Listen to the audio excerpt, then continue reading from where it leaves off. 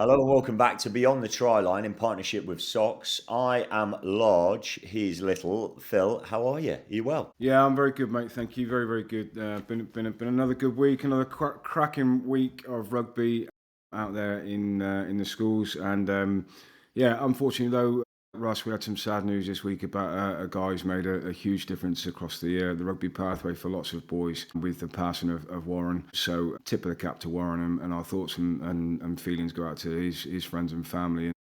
To everybody I know he's had a huge influence on through his rugby coaching.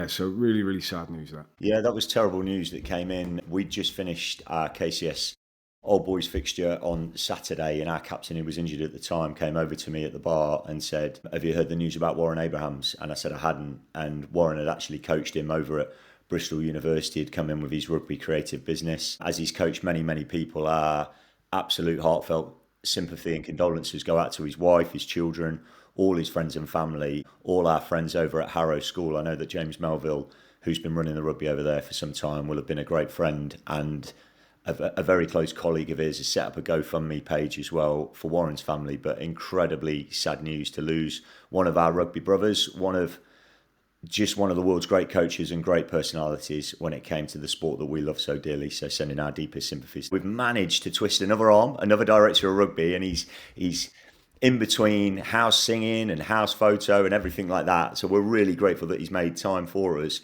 And it's another man from Oxfordshire. Oxfordshire is flying the flag at the moment for the Daily Mail Trophy. We have Matt Gold, Director of Rugby at Abingdon School. Matt, thank you so much for coming on. How are you, mate? You well? Yeah, thanks very much. Yeah, chaps, thanks for the invite. This is very special. I'm very excited about it. And yeah, another guy from Oxford. But can I just also echo what you both have just said about Warren? First of all, many fantastic memories of how he's influenced so many pupils and over the years. And I myself have got a couple of pupils from my previous school got in touch with me. Very, very sad and awful to hear. And as I say, my condolences go out to the friends, to the close family, and just so many fond memories. He was a top man, and I'm very, very sad to hear it. But ultimately, I'm looking forward to making sure that we support moving forward the GoFundMe. And thanks to James for setting that up. No, without a doubt. Well said, mate. You've had a fantastic term so far at Abingdon, currently sitting 15th in the table. Do you just want to talk about your year, your season, your term as we approach October half term? Yeah, certainly. From a first 15 perspective, we've had a fantastic term.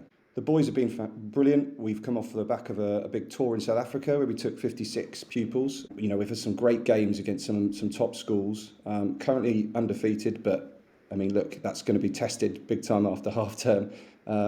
Some great matches against strong sides, the likes of Bloxham. We started with Leeds as well.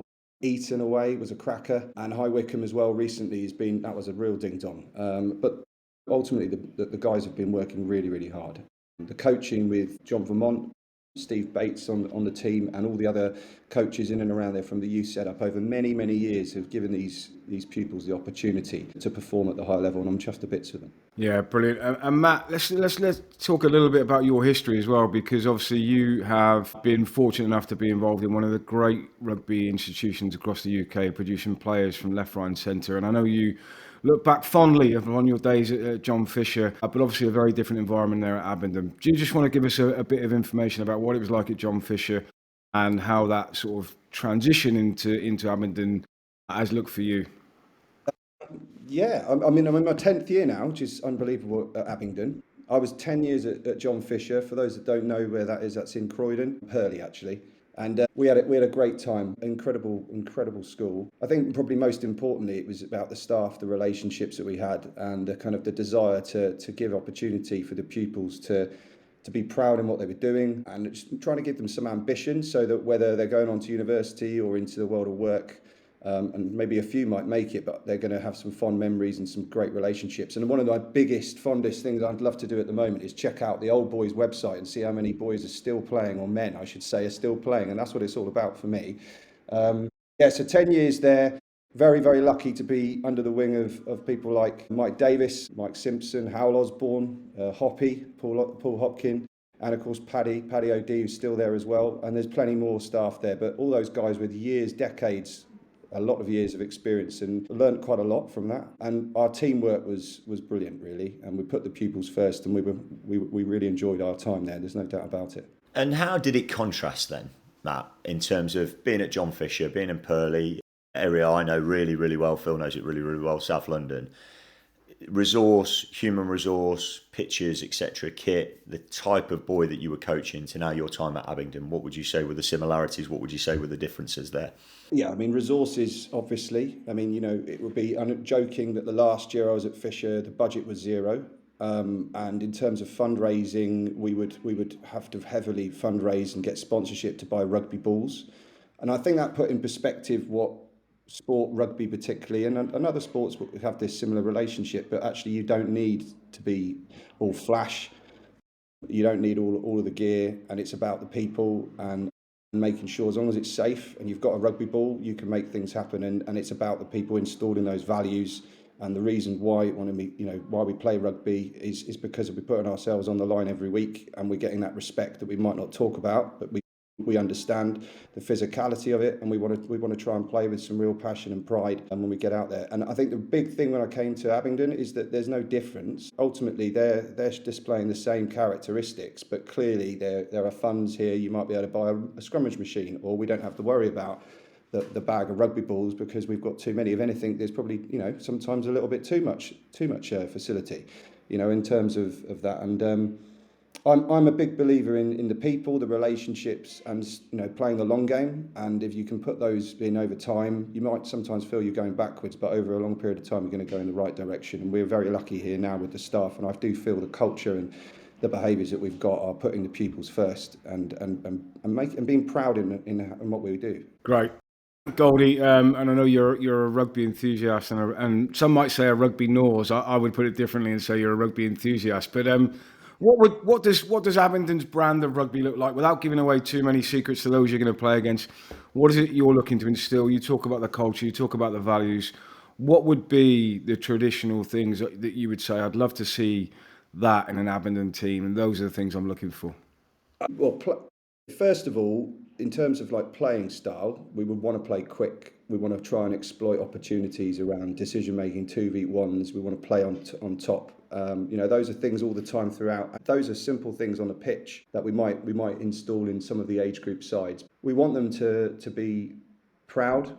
We want them to be committed. We want them to be courageous and brave in what they do and creative. And those values are actually something that we try and, where we can, highlight. I would have thought most schools, most pupils, most teams really do try and put their own stamp on things, but we try and highlight those, how we coach, how we train, we mention them. And sometimes we might not mention those words all the time, but we certainly want to try and push the values around that. And we highlight those. Maybe it might be team of the week, or it might be in training at the end of the session, or it might be just in reference of how we're going to go forward this week. So we've got our values, we've got how we operate, and those came from pupils, by the way. It was actually something that we did in COVID, where we asked the Abingdon pupils what they felt the characteristics were. And one of the legendary GAP students at the time, a guy called George Strange, an old boy, pulled together this massive spreadsheet and came up with these 4 areas, and then we went from there. So yeah, we've got playing style. I'm not a big believer in like set structure. I think you have to. Each team has their own autonomy about what they want to do, but there is there's language that we use in and around things from our plays off of 9 and 10 maybe, but really it doesn't matter if coaches come up with their own things. And then it's about playing quickly. It's about making sure we create those decisions on the pitch, and then giving them different types of scenarios to problem solve and adapt all the time. So it's really good that coaches have got their own little styles within some form of framework and identity. And just looking at your fixtures then, Matt, you've had some belters, as you said there, as we come into half term. You had a great win against Solihull recently, but you referenced it. Post half term, here it comes, and I'm just going to read them out. You've got Radley, you've got Eton, you've got RGS Guildford, you've got Bedford. You're putting your head on the chopping block. We love that. We love that about this competition, about the Daily Mail Trophy. Week in, week out, every episode we mention, it's about turning up every single week, isn't it, and doing the business. What do you think, mate? What are the hopes and aspirations for those 4 weeks? It's going to be awesome, isn't it? I mean, we're going into half term and everyone wants a rest, but the pupils, even just yesterday, we're going to see them on Friday.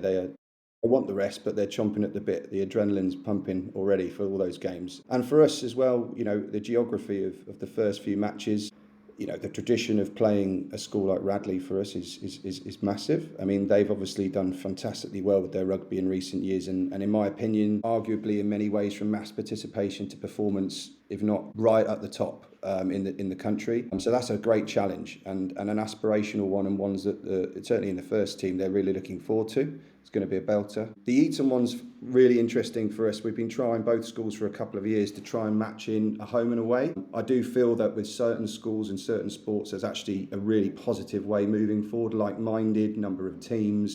You can adjust things. It's not about, being honest with you, of course the boys want to win, but it's not about the winning. It's making sure that the games are played in the right way, and that staff build those relationships, and we try and our best to install the character we want in their development for when they leave school. So Eton is a great school for us at the moment. I'm really proud of that from both schools that we've got the home and away. So that's Sorry, mate, can I dive in there? Because I just want to drill in on that point. You've played them there before half term, this half term.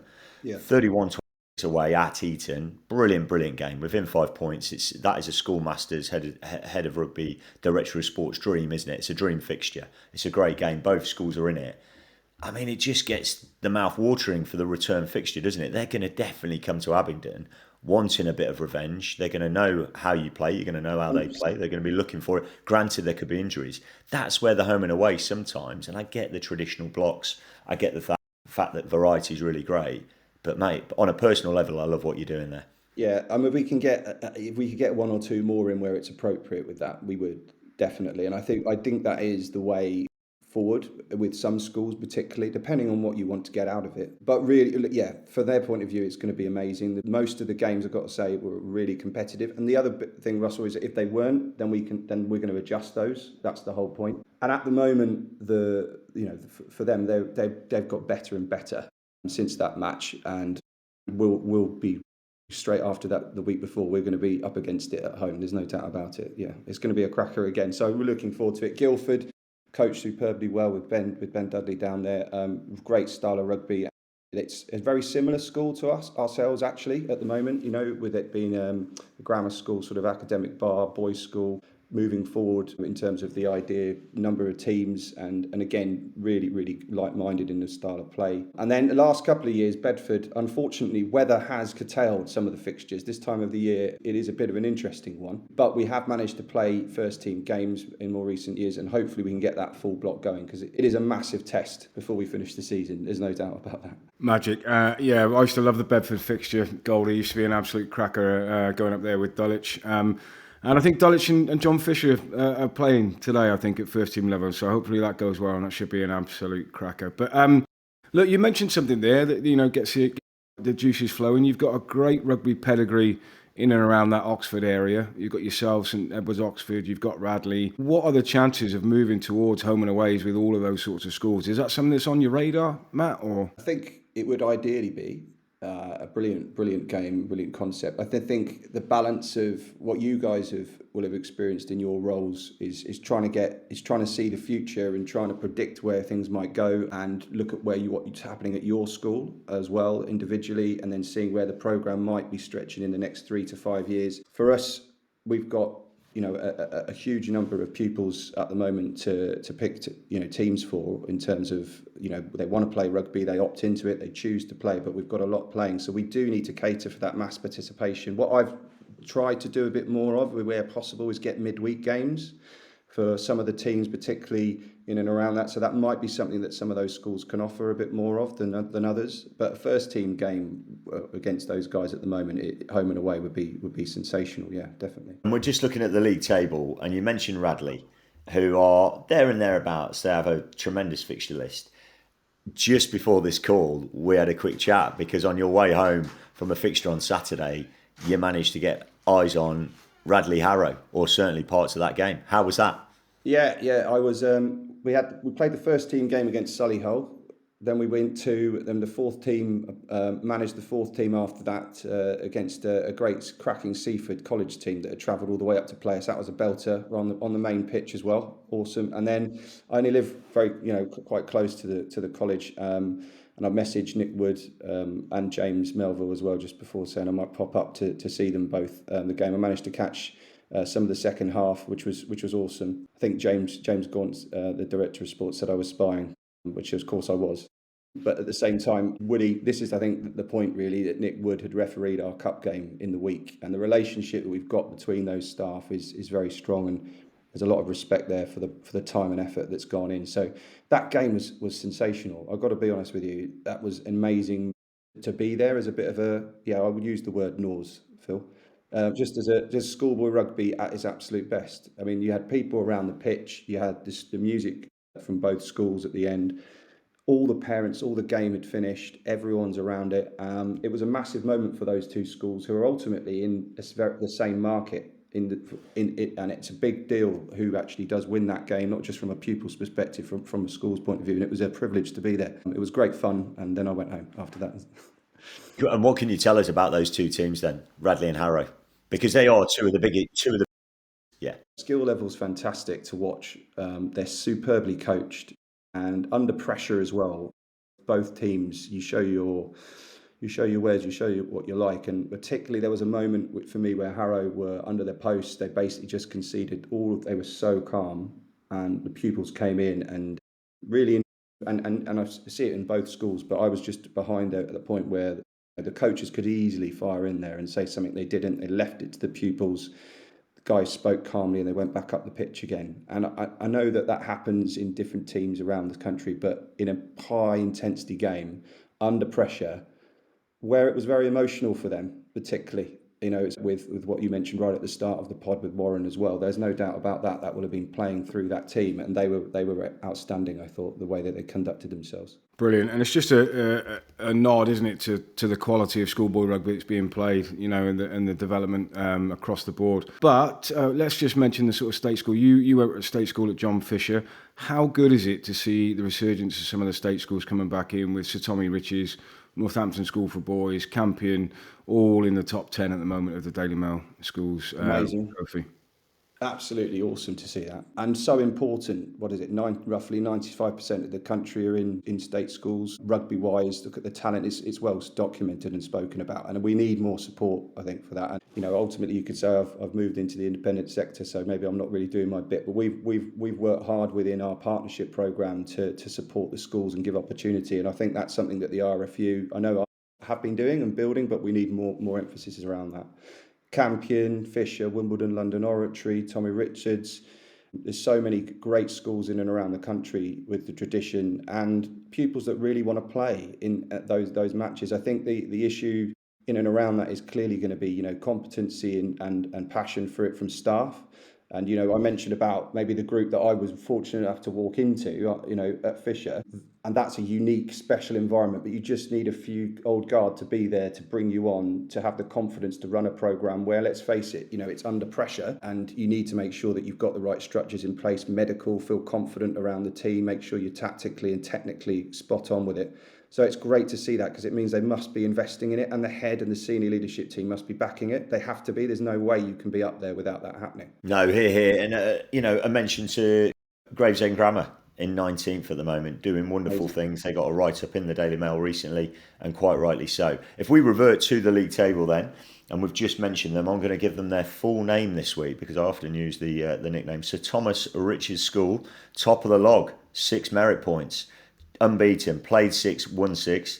Northampton School for Boys 2nd, Sedbergh 3rd, Wellington in 4th, St Benedict's still knocking on the door in 5th, Teddy's Oxford, and I got that via WhatsApp from Joe Wimpenny, actually, no doubt about that. He was all over me for that one. That was a good result for them. They're in 6th. So there's your top 6 in the trophy at the moment. Phil, what are your thoughts on that, mate? Yeah, I think, as we go into half-term break, I think, like Matt said, lots of schools will be looking forward to a break. They'll be well-earned. Lots of schools will have been running their programmes from pre-season. So, and before that, as Matt said, some will have been on tour. Lots of these schools would have been working hard over the summer term on their core skills and on keeping people playing the game. So I think everybody's ready for a bit of a break, but there are some good games this weekend as well. And one of the ones that sticks out at the top of it is Clifton College versus Sir Tommy Riches this weekend, which should be an absolute cracking game.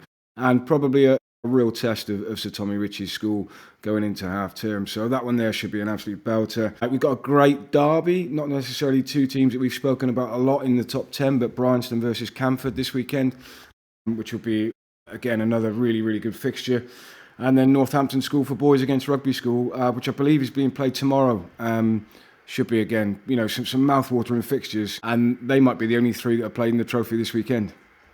Yeah, I did a bit of digging actually about Sir Tommy Ritchie. So, and we're desperate to speak to somebody from there. It's been one hell of a season, and like you say, that Clifton game will, I think, define whether they do finish top of the log. Let's face it. But there is a game on Boxing Day between. I've got a lot of mates who went to Crick Grammar School, and there's a game on Boxing Day. Well, several games actually against the Criptians and the Ritchians for the Antlers.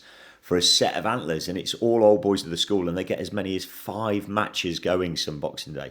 It's quite remarkable, and the blokes are playing all with dusty hangovers, I'm sure, and full bellies, and whoever wins the most matches gets to keep the Antlers, take it back to their clubhouse for a few beers afterwards. So there's great pedigree, and something you spoke about there, Matt, about how many lads are turning into men and going on and playing for the John Fisher Rugby Club that is going incredibly strong. If I think about my capacity as KCS Old Boys, there aren't that many Kings lads who are playing for KCS Old Boys. That's a reality. But I know that at John Fisher and at the Criptians and Ritchians, and it's something where I think if you're involved in that state school programme, grammar school programme, you've been given such love, and you really respect the fact that a lot of the adults within that programme went above and beyond for you, that you end up playing for that Old Boys club down the line. Do you think that's right? Yeah, definitely. And I think that for me, that just seeing those pupils continue to grow and then get beyond the sort of university age and then still play when there's a job, there's a family, and committing and playing with that, is just shows you how much they love the game. And hopefully we might have all played a little part in giving them that sort of passion and that commitment, that relationship that they have with their mates. They want to go out there and do it. They probably be round each other's houses anyway, so we might as well go and play some rugby. Yeah, it's what it's all about. And actually, it's sort of for me, it's the purpose of why we not just love rugby, but sport, but why we do what we do, really. Hopefully, of course, we want to go out and win. Of course, we want to get some trophies and all that stuff occasionally. But really, when it boils down to it, it's the relationships, the memories, and things like that. Those old boy teams, and seeing all the number of playing in that side is fantastic. And just talking about Millfield, Phil, a school that we spoke about recently, we saw some footage of their number 8. I don't know if you've got eyes on that on social media. What a player he looks. He's rangy. He's not your archetypal schoolboy 8 anymore, actually. A lot of the guys you see in the back row nowadays, and perhaps something you've seen, Matt, in the fixture you played, plenty of S&C in them. I suppose that's a polite way of saying there's been plenty of weights, plenty of food, plenty of protein. This fella, athlete, absolutely rangy, ball skills, serious engine on him, and they had a fantastic result against Clifton, 33-12. But it's great to get eyes on these individuals now, and I think that's the joy of social media, actually. Before you might hear a story and something might come on the rumour mill about a certain player, you can actually see these blokes tearing it up for their schools. Honestly, I saw the line break he made for the win the other week and the pass to the corner. Reminded me very much of a young Django, James Forrester. That's what I thought about when I saw him playing. All the skills, can carry the ball in one hand, offload, I thought he was absolutely superb. And again, what a game, Clifton versus Millfield. And there's almost too many good games to mention. I'm just looking down the list from last weekend, and there was that one. And then there was Wellington beating Cheltenham College 21-10. Fantastic draw between Seaford College and Whitgift, who we've not mentioned a great deal, on the programme so far. And again, someone that Matt will know really, really well in terms of the programme that they run across there. But last weekend... Sorry, mate. Sorry, just on that one, just to interject. I got some intel on that Whitgift Seaford game. There was a kick to win it as well. There was a kick to win it, and it was a high pressure kick. I actually spoke to a gentleman who was there watching the game because his son is thinking about going to the school. Somebody I know really well, and these are the fine margins. I mean, what pressure on like a 17, 18-year-old lad? And it was a tough kick. It's probably 40 metres out. And this is what we're talking about. That schoolboy first 15 level is resembling what we see on TV at the highest level.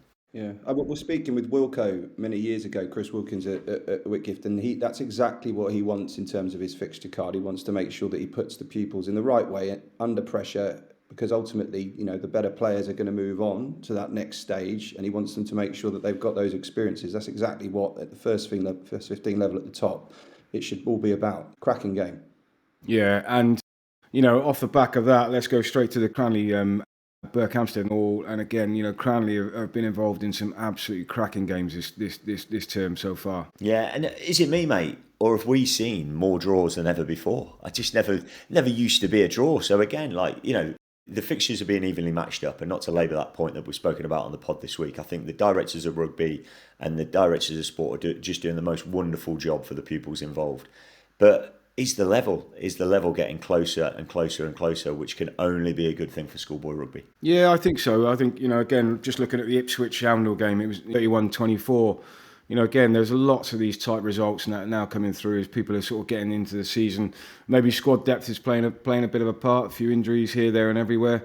Matt, how are you finding that? Have you got a big group? Are you comfortable putting into that first 15 setup? This season and last season, yes. You know what it's like. It can swing up and down. But on the whole this season, like all schools, unfortunately, we've picked up a few injuries as the weeks have gone on here and there. And we hope to have one or two back after half term. But yeah, this season, I suppose that's where maybe the drop-off and the depth comes in, which has been quite handy. But creates great opportunity for those other lads who have been working hard down in the second 15, the chance for them to get up and play on that stage, and grow and become better and realise that they're good enough to do it. Yeah, absolutely. And we saw that on Saturday, 4 or 5 guys coming in from the second team and doing really well.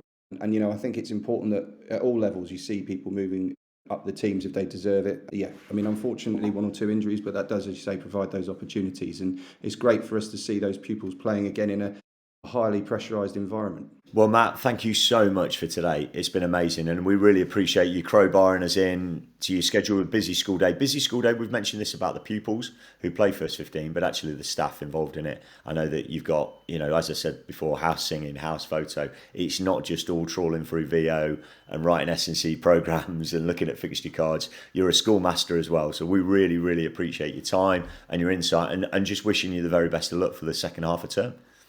That's fantastic. Thanks very much for the invitation. It's going to be awesome second half term. Already excited, but also could do with a little break when it comes. But guys, thanks very much for the invite, and keep it going. You're doing a brilliant job. Matt, thank you very much. I'll echo Russ's points. Thanks very much for coming on. Listen, we will be running the podcast over half term as well. So we might not have too many fixtures to talk about, but we've got some outstanding guests to come on. So keep watching the social media. Can you follow us on Instagram, like and subscribe on Apple or Spotify, wherever you get your podcasts. Guys, thanks very much for your time. Have a great half term when it comes. Keep playing some rugby. Keep yourselves fit. To all those teachers out there, make sure you get a rest. Make sure you get a cup of tea, some time with your families. But I've been Little. He's been Matt Gold. He's been Large. And we look forward to seeing you next time. Take care.